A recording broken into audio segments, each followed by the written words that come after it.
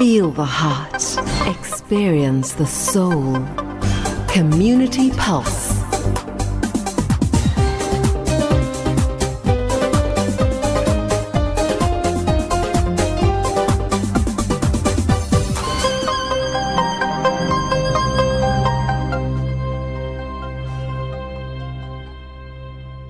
In studio, Dr. Faiez, Kirsten, Assalamu alaikum and shukran so much for being here. Wa alaikum salam, Zainab. Wa rahmatullahi wa barakatuh. Afwan for having me again. Appreciate Always it. Always a pleasure.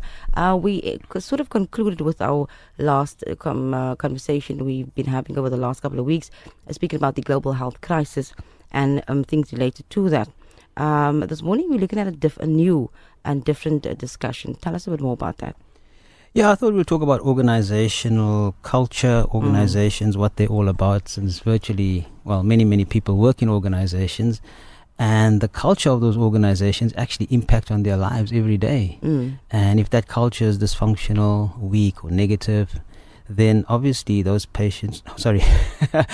people will be stressed, and that's a weak culture, dysfunctional culture actually causes stress, in the people or the members of that organization. So I thought we'd talk about culture and the evolution of organizations and the different types of organizations. Yeah. Now, you speak about the culture of organizations and that many people belong or work for an organization. But where does this culture really stem from? How do they come with a culture in the first place? That's a very good question, actually. Where does culture come from? What is culture? I think I'm going to just quote a guy called Robert Reich first. He said, your most precious possession is not your financial assets. Your most precious possession is the people you have working there and what they carry around in their heads and the ability to work together. That is your most precious possession. And that's oftentimes not recognized by people leading organizations. And that's where the huge problem comes in. In fact, a poll of 32,000 workers in the corporate sector across 29 countries actually found that only about a third of those people are engaged in their work, about 35%, while 43% are detached, or actively disengaged, and the rest, basically 22%, feel unsupported. So a lot of people don't feel welcome in their organizations. They don't feel comfortable. They don't actually want to be there, and they're only there to earn a salary, or maybe the person is enjoying, they like the work, but they actually don't really want to be there because of the culture. So, in fact, a guy by the name of Frederick Laloux, he wrote a book called Reinventing Organizations, really nice book, and he asked the question, can we create organizations free of the pathologies that show up all too often in the workplace, free of politics, bureaucracy and infighting, free of stress and burnout, free of resignation, resentment and apathy, free of the posturing at the top and the drudgery at the bottom. Is it possible to reinvent organizations to devise a new model that makes work productive, fulfilling and meaningful? Can we create soulful workplaces, schools, hospitals, businesses and non-profits where our talents can blossom and our callings can be honored? So what is culture that's causing so much strife in people's life, It's really the shared and collective mindsets of the people who, constitute an organization. An organization is really a group of people have come together to work towards a common goal, really. And that's really in its most basic, simple form or definition. And really, corporate culture is really the shared consciousness trifecta, you could say, of that organization. So it's the shared beliefs that people have, the shared values, the shared mind, body and spirit. Let's put it that way. Okay, they have shared beliefs, they have shared values, shared perceptions, thoughts, feelings, and ultimately shared behavior. So culture at a visible level is the behavior of the organization, collectively of the people of that organization. At a subconscious level or invisible level, it's your beliefs, your values, your thoughts, and your feelings, emotions, and so forth that people hold collectively. And so it's really the personality of the organization. Okay. So culture is really the personality of the organization, and it's really a reflection of the consciousness of the leaders of the organization, because the leaders actually create the culture. So when you ask me where does culture come from, it's actually the leaders and founders and people leading that organization will determine what that culture is going to be all about. So give me examples of behavior that kind of gives us an idea of what kind of culture an organization stands for. Well, there's in my research, I actually did my thesis on organizational culture. I actually did a thesis on what happens to the culture of an or two cultures when they come together in mergers and acquisitions. You have two companies coming together with different cultures. How does that relate to the culture of the new company, the new organization? So that was my thesis that I did years ago, the effect of mergers and acquisitions on organizational culture and financial performance. So you can actually measure culture in terms of different dimensions. So there's many different dimensions that constitute culture, such as, how do they resolve conflict, for example? Do they actually develop and manage their culture, Do they focus on the customer, the service, customer service orientation? Do they have that? Do they have a tendency to change, or are they sort of stuck, in a non-changing mode, mindset, basically? And that's really a dangerous position to be in. Do they provide clear goals and direction? Do they value their people? That's the dimension of culture. And a lot of companies don't actually value their people. They just see them as workers. Whereas Robert Reich said, your most valuable possession are your people. Everything stems from there, basically. Where does authority lie? Does it lie with the leaders or with the people doing the work, really, And Friedrich Laloux actually discovered that organizations have evolved over the last 10,000 years. Actually, the last, you can say 100,000 years, but in the last 10,000 years, we have these 4 distinct types of organizations that have come about.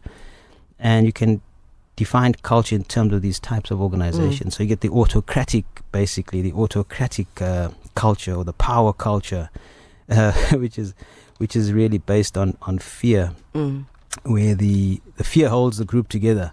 Okay, and that was they call them the red organizations. They basically metaphors of wolf pack. We have the alpha wolf, controlling the organization, and then they moved up to role-based organizations. That's a role-based culture. Everybody knows there's a role. Everyone has a role, and that's your military metaphor. Then you have your achievement culture, task culture, where there's a high emphasis on achieving goals and taking out the competition and beating the competition and so forth, and that's a machine metaphor. And then you also have a family metaphor, which is like the role culture, not the role culture, the support culture, people culture, where there's a big emphasis on people and developing culture and so forth. And then he found, in fact, there's another level which we are at today. And now these 4 types of culture organizations, they basically have a pyramidal structure. So it's from the top down, but the last one, or the one we're currently at the moment, is called teal. Some organizations are what we call a teal culture, a teal type organization, which teal is really just a color, blue-green color. And these don't have any bosses. There's no pyramid. It's basically management organizations. There's self-managing teams. And there's some brilliantly successful companies that actually operate according to this model. And it's amazing, but it's a transcendence of ego. So it's a high consciousness model. In other words, you got to have a high level of consciousness in order to be able to make such a model, such an organization successful. In fact, its nature is that it has a high level of consciousness. So, yeah. Now, research shows that the culture of an organization is a direct reflection of the personal consciousness of the leaders that lead the organization, and that the leaders must be aware of the scope and the depth of cultural issues, and also be willing to do something about them, including committing to personal change. Yeah, absolutely. I mean, that consciousness thing is so important. It's a consciousness trifecta, like we said, mind, body, spirit. So if the leader has a certain mindset which is not conducive to good relations, for example, or whatever, that's going to translate into how effective the organization is. And that's going to impact on the people's lives, as I said, and productivity and everything else. It really stems from the leader's consciousness, So a leader has to really work on his own consciousness first if he wants to lead anything. So he has to lead himself first. Let's put it that way. Yeah. Now, I'm sure that organizational culture, it influences the performance of the staff of that organization, isn't it? No doubt about it. But what if you don't perhaps hold the same values or beliefs that the organization holds? Let's say, for argument's sake, because I do believe that sometimes we don't maybe label something as a value or a belief, but we operate in such a way that it is part of our culture. Yeah, in fact, in my book, I created a fictional character in my book called Not As Soft As You Think, what you should know about organizational culture. Almost forgot the title. Fictional character J.E. who goes through these different companies, different cultures, because he doesn't fit into these cultures. So he has to move from one company to another company because he just doesn't fit into them, because his values were different to these companies until he found the ideal company, where his values and his belief system actually fitted in with that of the organization. So if you're a misfit, in other words, your values are clashing with that of the organization, you're going to have a really hard time being part of that organization. And you're going to be really stressed out. And eventually, if you stay in an organization, you're going to become enculturated. Let me put it that way. I don't know if that's a term, but I always use it. You're going to start taking on the culture of that organization in order to survive. Otherwise, you'll just find yourself in conflict with people all the time. Yeah. But do you find that sometimes someone else comes with their own culture and then creates this kind of shift within the organization? It could happen. Someone comes with their own ideas. If the company is open to change, and they have a change mindset, a change dimension, they're strong on that dimension, then they'll be open to the ideas of the new person. But oftentimes leaders are not really open to change. They're the leaders. It's a top-down, low consciousness paradigm they're operating from, and so they basically will either just discard the person's ideas and make them fit in with the organization. So yeah, it's a difficult thing. That's when conflict arises, isn't it? Very much so. Politics arises, conflict, and so forth. Yeah. What, in your opinion, is the culture of the organizations in the Western Cape? I don't know, actually. Generally, most cultures are low consciousness cultures. Most of them, they have a top down. It's like the New World Order, top down hierarchical model, basically. So people at the top have all the power, and the people at the bottom are basically just the slaves, working for a salary in order to survive. The teal, as I said, companies, or teal model is actually a high consciousness model where people are given freedom to do what they do, and it works brilliantly well. There's many companies now that are teal, operating according to the teal model. In the Western Cape specifically, I would imagine very few of them are teal.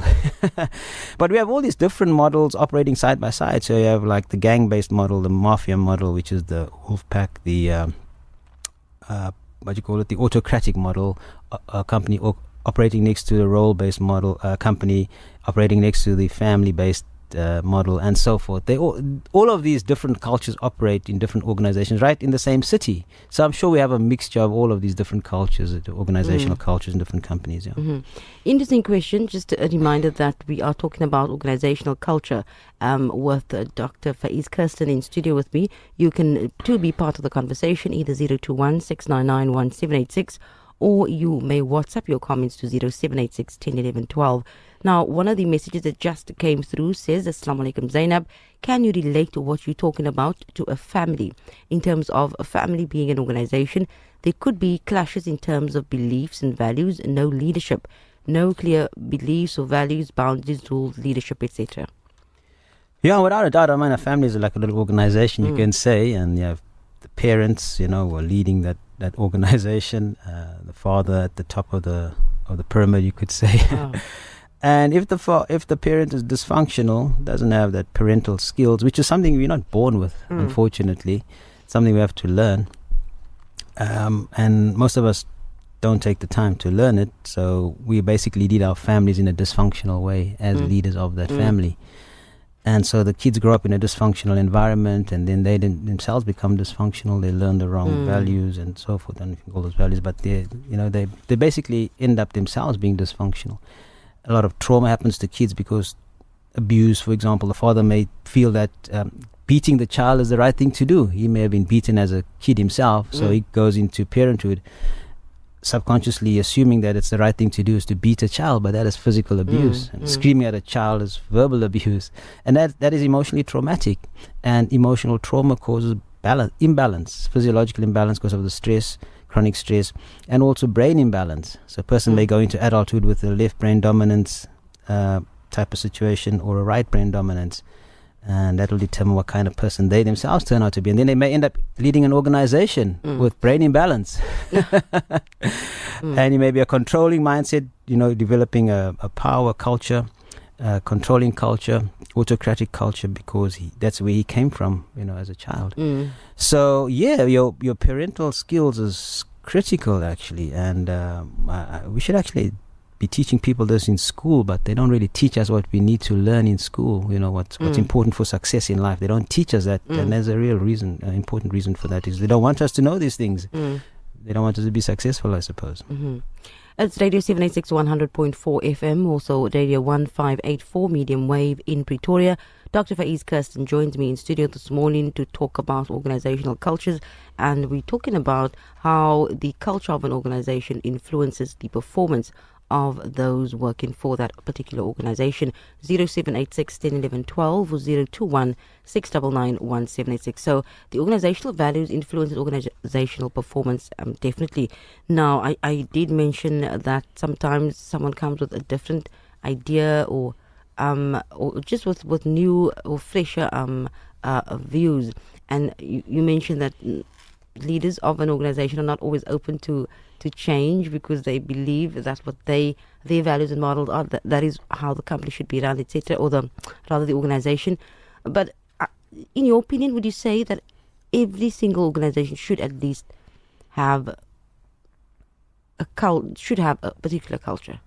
Well, they all do have a culture. It can either be strong or weak. If you measure any organization, they have a culture. They do things in a certain way. They have a personality. So everybody really has a personality. But some have a personality disorder, okay, and some have a functional personality. Same with the organizations. You can say if it has a dysfunctional culture, it means it has a personality disorder. And so it needs some help in order to get that, to remedy that disorder. I used to actually do cultural audits as part of my business consulting service years ago. And your audit will show you that this company's culture is good or bad, functional or dysfunctional. And if the leader doesn't actually understand culture, and the reason why I wrote the book was because I discovered during my research that a lot of leaders and people themselves working in companies and organizations don't actually understand what the word culture means, organizational culture, and it's impacting on their lives every day. So I decided to write this book, actually. So, yes, you can say a dysfunctional, weak culture is actually a personality disorder that the organization suffers from. Okay, we have a caller. Assalamu alaikum. Assalamu alaikum, Shinabi. And also welcome to the doctor. How are you, doctor? Wa alaikum salam. Alhamdulillah. How are you, brother? Are you well? I'm looking forward to your program, you know that. Shukran, appreciate it. Really, I do. Because the things you're talking is I've been trying to get through it for many, many years already. But alhamdulillah, it is coming through slowly. Alhamdulillah. Speaking about organizational culture, doctor, if we look at how the Sunnis became the Sunnis and the Shias became the Shias and this one became that one, it's all about dictatorship. If there are three types of leaders, actually. The one is a demagogue. He's a guy, if you put him on a pedestal, he's actually a hypocrite. Then you get the tyrant. Now this, we are living under tyrants, actually. The organizational, the moment the person becomes the president or then he dictates. He's become such a person that he is the one that says what must go and what must not go. And then you get the politicus. Now that is where the Nabi comes in, you see. That values is very, very rare to find, that type of values. Now speaking of the culture that we are living under, if we look at how we are being conditioned, how we are being controlled, and like you mentioned some time ago about how they control our minds, and they use it very, very cleverly, very, very cleverly. They use it so that we cannot catch on, But in the meantime, they use it. But it's our vulnerability, it's our individuality and our character that has been hijacked by these tyrants and these demagogues, and this is where our problem lies. If we call ourselves Muslims, but now you have to add a name onto it, a Sunni Muslim or a Shia Muslim. Now lately it's the Ahmadiyya Muslim, and then it's that Muslim. But little do we know that our individuality is being a Muslim. And that is the problem that we've got, Doctor, I hope people can realize that the industry, the movie industry, is one of the biggest influences in our minds. And we want to look at who owns these Paramounts and all these, Hollywood. You'll find it's actually Zionists. It is Zionist people that's controlling the movies. And you cannot come with a cultural movie to them. No. It must be something that can influence people. And that is the problem that we've got. I hope people can realize it when they look at the film. A lot of people, they want to dress. Look at our girls also today. They want to dress this exactly like the actress and the actors are dressing. And this is the problem that we've got, Doctor. And I hope people can realize that the influences of the movies, and especially the movie, the TV, is very, very great on our youth. So how do we arm them, Doctor? Are we going to listen to that narration, to that scholar, or this narration to that scholar? Because some of these things were done in a time when circumstances were different to ours. We're living in a world where technology is so vast. You can just push the button and you can get information. How do we arm our youth against these things? Okay. This is what we must discuss, Doctor. I hope you can bring up a subject like that. Shukran, Zainabina. Shukran wa alaikum salam wa rahmatullah. Shukran, brother, for that. Everything you say there is, on the button, as they say. It's part of the agenda, really, and we're not really aware. Most of us are not aware that this is taking place because it's so subtle, and you just think it's normal. You just think it's normal that you're doing what you're doing.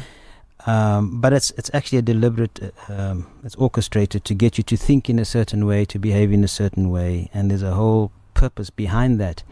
So if you're not thinking about what we're doing and we're not observing the world around us, as what is going on, then we're actually going to become victims of this. And basically that's what we are, we're victims of this agenda. And the brilliance, it's actually a genius agenda. It's evil genius. When I studied this thing, I thought this is a real evil genius. Because what it does, it gets the slaves to perpetuate their own enslavement. It gets people to actually enslave themselves. So everybody's trained to serve the agenda. So you go through school and university and you learn certain things and you take that to be the truth, the whole truth and nothing but the truth. So help me God or Lucifer or the devil. I don't know who's going to be helping us. But that's how genius it is. And so people can't see beyond the obvious because they take this to be normal. And what do you do? Well, how do you help people like that? When I've spoken to many people over the years, and they look at me like, this guy's lost it somewhere along the line, He's really lost it. I don't even know what he's talking about. So, I realized after a while that I was trained to serve the agenda. I was trained to push drugs all day long. I was trained to treat everything with a drug. And people say, wow, man, you really know your stuff when it comes to medication, eh? I did know my stuff because I was trained really well, to push these medications. And I saw nothing wrong with that. I thought that's what they do. You give people medication when they get sick. I didn't realize those medications were actually created for a certain purpose, which is not really a good purpose at the end of the day. I'm talking in a broad sense now. So people are working in organizations. A lot of these organizations have bad intent, okay? They're making products and they're providing services that are destroying the planet and destroying humanity. They're chopping down forests. They're digging holes in the earth. They're doing all sorts of funny things. But people are working for these organizations. They're part of these organizations that are actually not conducive to, the planet being healthy and people being healthy. So this is the situation we're sitting with. The brother is quite right. But it's all part of the agenda. And talking out about it is something that we should all be doing. If our consciousness is at a certain level, and we're aware of what's going on, then at least we should say something about it. Yeah. If we don't, we're all going to be paying the price, which we're already doing anyway. We're already paying the price anyway.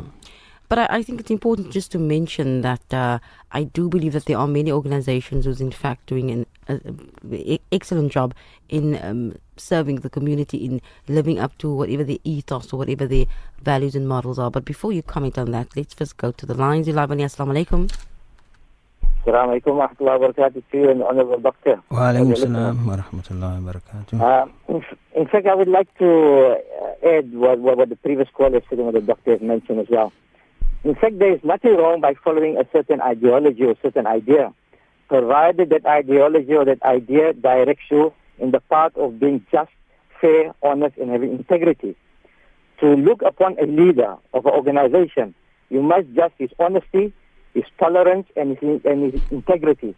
If he hasn't got any of these qualities, of course, then you'll know he's a fake.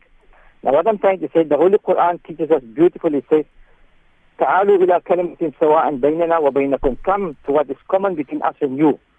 Now, what is common between us and you? If we share morals and we share certain values, then we have to, whether you are Christian, Jewish, Hindus, Buddhists, even atheists, then you must all to join hands in walking together in that path. When it comes to the unity of Allah, that's a different story. But there Allah subhanahu wa ta'ala doesn't compel us or compel people to believe. There Allah gives you the choice. If you wish, you can accept. If you wish, you can reject. That is for no one to decide. That is for Allah to decide. But for man to live in harmony with each other, that is where we can draw the line, and that is where we can decide. Now, for example, when you give names to organizations, there's nothing wrong with giving names. Shia, Sunni, Ahmadi, Baralwi, Deobandi. There's nothing wrong with it. It's like, for example, you say, I've got 10 sons. Now you tell someone, go call my son. He's going to ask you which son. So you've given each son a name to identify his characteristics and his personality. Okay. But if you're going to tell a person, go call my son there, it's like saying, Muslim. What Muslim are you talking about? Certain Muslims believe in graves. Certain Muslims believe in clergymen. Certain Muslims believe Allah don't speak anymore. Certain Muslims believe that Jesus is God and is alive in heaven. Okay, brother. Like so when you give it a certain label, is to identify a certain ideology. Brother, we have another caller holding. If you can just please make your point. Okay, fine. So what I'm trying to say, integrity and honesty is to judge by anything. That should be the criteria. Okay. Shukran wa alaikum salam wa rahmatullah. We have one more caller. Assalamu alaikum. Wa alaikum salam wa rahmatullahi wa barakatuh. Just a small contribution. The doctor is quite right. Everything is subtle, but in plain sight. In plain sight is the operative word. Ask yourself the question, why is television called programming? Go to any booklet, go on the internet, and you'll say it's called programming. And the doctor will inform you why it's called programming, because it's there to program human beings. That's all I want to contribute. Good. Just remember, they actually put it in your face and they rub your nose in it. Okay, shukran so much for your contribution. Assalamu alaikum wa rahmatullahi wa barakatuh. Wa alaikum salam wa rahmatullahi wa barakatuh. We also have one more message that came by WhatsApp. Please add some positive tips to help grow a more positive growth to organizations. Okay, so, well, shukran to the two brothers for phoning in and for the messages got there. Very, very good. They call it programming because human beings are programmable, okay? We're not robots, we're not computers, but we are programmable like computers. So that is why I always tell people you must reprogram yourself, okay? And that's what I've been working on for many years. I develop tools and books and programs, call it a program also, to help people reprogram themselves. I mean, I've been doing this for many years now because I realized what was actually happening and I thought I have to defend myself. So that's what I continue to do. But it's called programming for a reason, because they're programming us to believe certain things. And when you believe certain things, you feel in a certain way, you have certain emotions and feelings, and then you behave in a certain way. And that behavior is in keeping with the agenda, to serve the agenda, which is, in other words, to keep those in power and make them even more powerful and more wealthy every day, and to disempower yourself. So you are programmed to disempower yourself every day. And that's what everybody does when they go to work every day, working for corporations or companies. They're ultimately disempowering themselves, okay? Because if you don't understand how you're doing that, then it'll sound like this doctor's definitely needs to go to some kind of mental institution. But you have to apply your mind to what I'm saying in order to really understand what I'm saying. Okay, so But the brother that called in, the first brother or second brother, is quite right, we not enemies of each other, People always say, I want to kill that Shia because he doesn't believe like me, or I want to kill that Hindu. I mean, he's got so many different gods or whatever. If the man is living his life according to natural law, he's not harming anybody, he has a right to believe whatever he wants to believe. We have a common enemy which is extremely powerful and destroying us every day, and we don't seem to realize it because we're too busy wanting to kill somebody who has a different belief system to us. And as the brother says, the Quran says, there's no compulsion in religion. If I want to believe the cow jumped over the moon, that's my right to believe that. If you feel I'm nuts, fine, that you can feel that, but you don't have a right to come and attack me and assault me because I believe the cow jumped over the moon. Absolutely. That's my right to believe whatever I want to believe. People believe they're God. Fine, that's their belief. I mean, so what? What's it got to do with you? And let God deal with him at the end of the day. Correct. Yeah, let him believe he's God or he's whatever. That's his right. The minute he starts harming you, now that's a different story. Whether he steals your property, physically attacks you, that's a different story. Now he's actually intruding on your rights, and he's violating your rights. That's a different story. We do have to go for a break. I'd like to, after the break, take a look at how does one not measure but judge or evaluate when you do enter into an organization. How do you kind of identify what type of culture is apparent when you do step into an organization? After the break, inshallah, we continue. We do have in studio Dr. Faiez Kirsten joining me live in studio, and we're talking about organizational cultures this morning. It is 9:43. Shortly we'll be back, and of course take your call 021 699 1786. Stay tuned.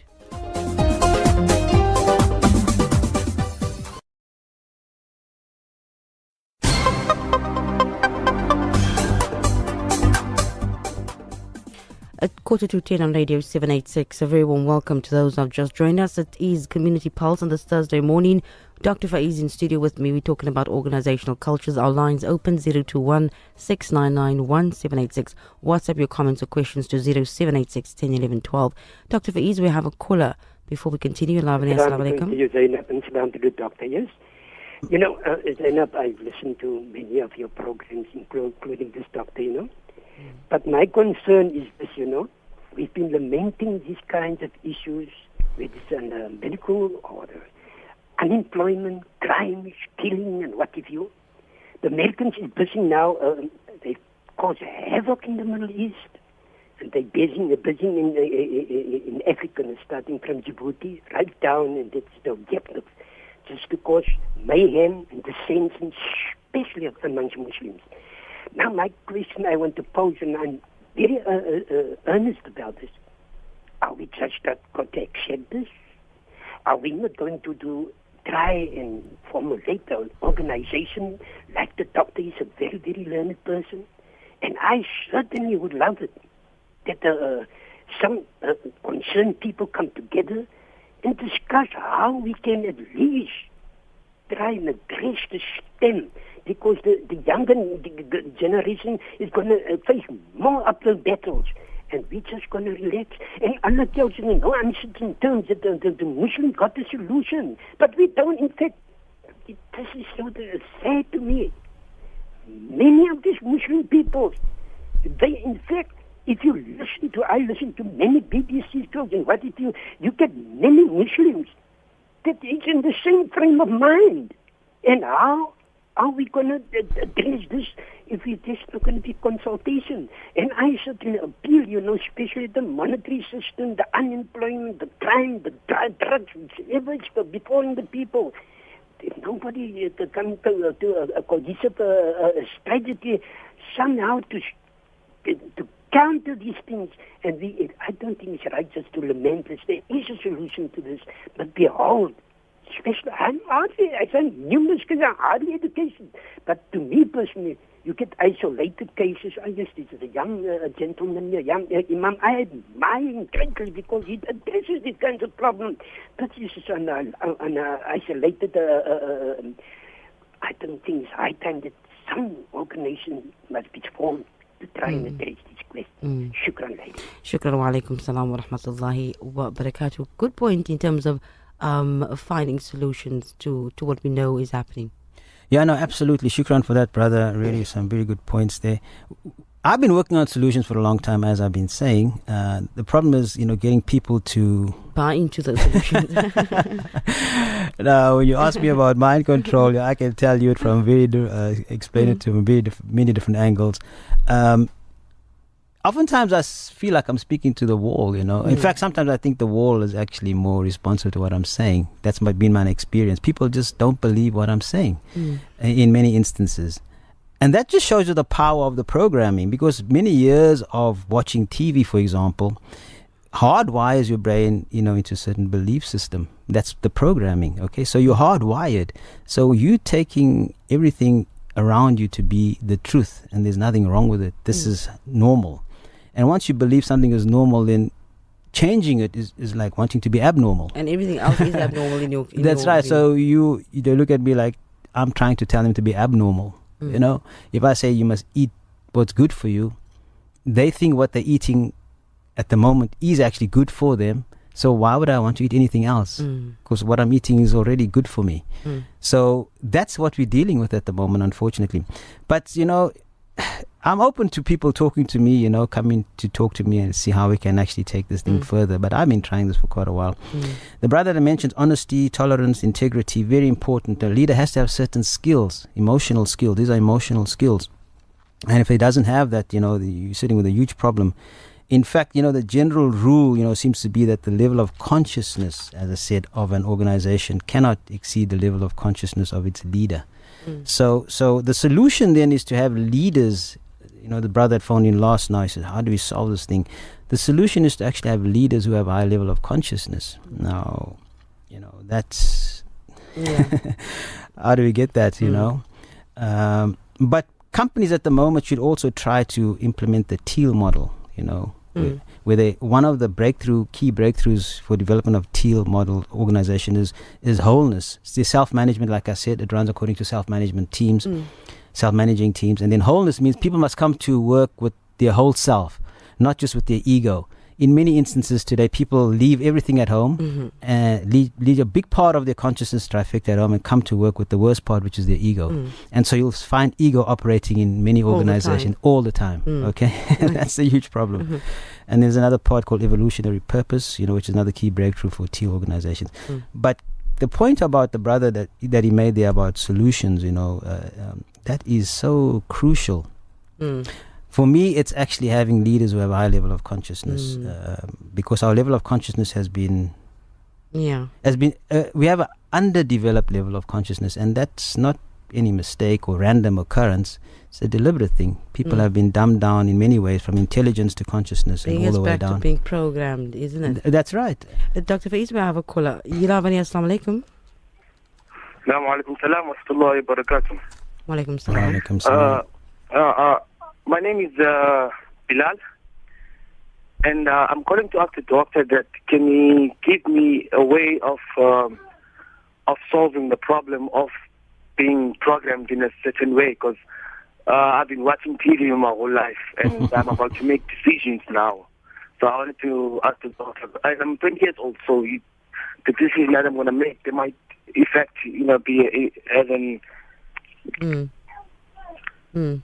Okay, so you want to... Yeah, so you want solutions. Okay. So I wanted to ask if the doctor can leave his details, and then maybe...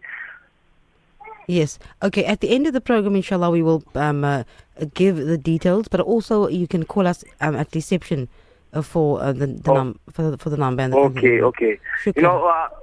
What I really want is the doctor to leave, maybe to tell maybe about the solution in being reprogrammed by.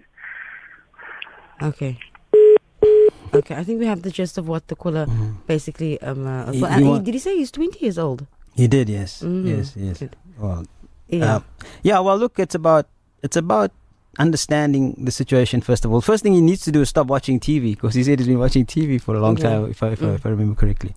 So TV is a very powerful tool, actually, to reprogram. It puts you into the alpha state. When you start watching a TV program, you go into the alpha state, and then you're very suggestible. Everything just goes into your subconscious, and you're going to live your life according to those programs.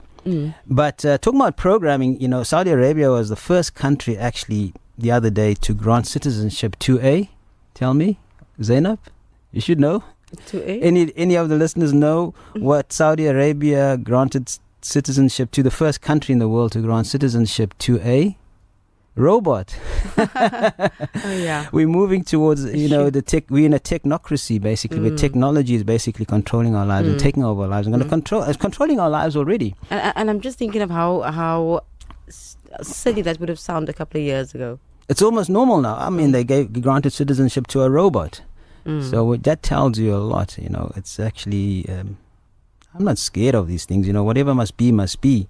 But it's concerning that people around me, just don't know that what's going on. So we're in a we're living in a technocracy where we're being controlled by technology, artificial intelligence, transhumanist agenda, and all these things are basically, taking us further and further towards utter slavery, where we're not going to be able to move. And I think it was it George Orwell or Aldous Huxley, I get confused between the two, who said if you want to imagine the future, if you know what the future is going to be like, imagine a jackboot pressing down on a human face forever. That's where we're heading, and we're going to be there very soon if people really don't wake up very quickly, actually. Now, earlier I did ask a question with regards to when you walk into an organization, how are you able to identify or recognize whatever culture is basically present here? You won't be able to identify the culture immediately unless you have access to the audit. If they show you the cultural audit, you'll see, okay, this is a good but what you'll feel immediately is the climate. You'll feel the climate of that organization. No, we're energy beings. We give off frequencies, vibrations, okay, all the time. The law of vibration is nothing is static in the universe. Everything moves because everything is energy. Energy has vibration, okay, it's frequency. So you'll pick up that climate as you walk into that organization. You'll feel, wow, it's a really happy place to be here. Or it's a really sad place, it's really angry or whatever, you'll feel that climate. But the actual culture itself, you won't know unless you worked in there for a while and you understand what culture is all about. But if they've done a cultural audit and you read the results, then you'll say, okay, I know the culture of this organization. And if you're going to work in an organization, you must know the culture. Let's take our final caller, Dr. Faiez. You live on Assalamu alaikum. Salam, Dr. Faiez and Zainab. I think, Doctor, when people are unemployed and they create a culture of volunteerism within organizations, what volunteerism does to the individual, it gives an individual an opportunity to explore an avenue, and it adds to their CV. So once they go and find a job in their careers, that adds a great value to their CVs. And I think that the culture of volunteerism within specifically the Muslim community is one of great neglect, because I don't think people realize how broad an aspect of volunteerism can have within your life. You might even find that your niche of life you find maybe within that organization. But the conflict within organization in terms of Muslim culture of organization is extremely unprofessional, and they do not set up a standard of ethics and a standard of professionalism where people are psychologically screened, ethically screened, in terms of knowledge, why is it, I'm sorry that I must attach this to the Malay community. I have to make a comparison, as bitter as it is. When a Malay, I'm also not generalizing. Sister Nazli, Malay organization. We also have limited time. We have 2 minutes. It's 2 minutes to 10. Okay, I'll conclude. And when you look at that, the Malay, when they set up, and then you look at another province like, let's say, Johannesburg, you find the rate of success so high because people who come into the organization are resourceful people. But you find that the different provinces seems to have more failures in the Western Cape. Watch a Malay organization and an Indian, I'm sorry to say it, complete measure of success. Why? Because of the professionalism that comes into it. Shukran so much. Shukran so much. Wa alaikum salam wa rahmatullahi wa barakatuh. Dr. Faiez, we will have to leave it on that note. I think this is a discussion that definitely needs to be carried over to our next this program on next week, Thursday, inshallah. But shukran so much for your insights this morning. Afwan, shukran again for having me. Appreciated. Shukran so much. Do stay tuned today, there's 786. The news follows shortly.